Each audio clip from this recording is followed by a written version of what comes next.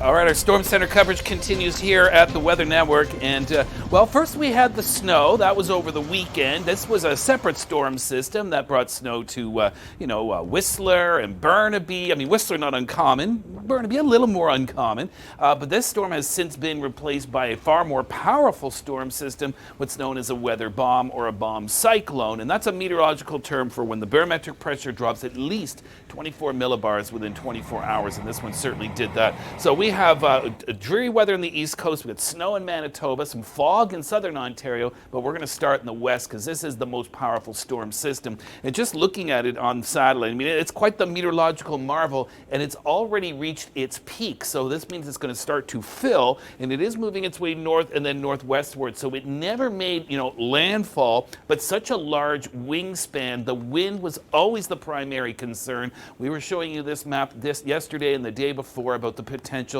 for power outages, and I believe around 200,000 customers, BC Hydro customers, were without power. They're really doing a good job getting them back online in the mainland. But in Vancouver Island, there's still a lot of power outages from Nanaimo right up towards the Campbell River area. The strong winds continue this morning, so likely ferry cancellations. It's still going to be a blustery day today, but I suspect a lot of those wind warnings will start to, fall by the wayside. The other concern, along with the wind, obviously, are the battering waves, and some of those waves were over 10 meters high on the west coast of Vancouver Island. And because of the elevated water, because we're in a seasonally high tide cycle and these strong winds, there could be even some little bit of coastal flooding in and around Metro Vancouver as well. So be wary of all of that.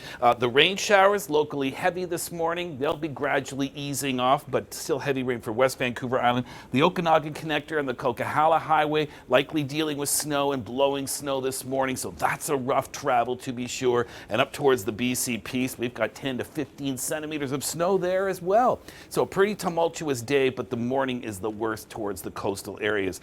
Speaking of stormy weather, we've got snow falling in southern areas of Manitoba and southeastern Saskatchewan. That's easing through the morning and through the afternoon, and tonight will still be lingering in northern areas. And then your next storm will be coming in for the weekend. There's the beginnings of it Friday in Alberta, but that will spread its way eastwards, so we'll likely be looking at a lot more. So bottom line, an additional 5 to perhaps locally 15 centimeters of snow in southwestern Manitoba, lesser amounts in Winnipeg, obviously, and further north as well. Temperature-wise, it's a chilly one, especially into Alberta and Saskatchewan and the source region of that cold air up in the Yukon and Northwest Territories. That's going to blow some cold air further south and east, and as a result, the prairies hanging on to the chill. All right, let's go to southern Ontario, where foggy conditions this morning, pretty much from Windsor almost all the way to Hamilton, Niagara. Temperatures double digits, London, Windsor, and Toronto today, Kingston too. So bring the umbrellas with you. It's not an all-day rain for you in the GTA, but there'll be some.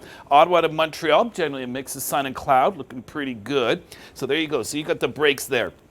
So through the afternoon, the rain showers around Lake Huron move over towards Georgian Bay and the GTA.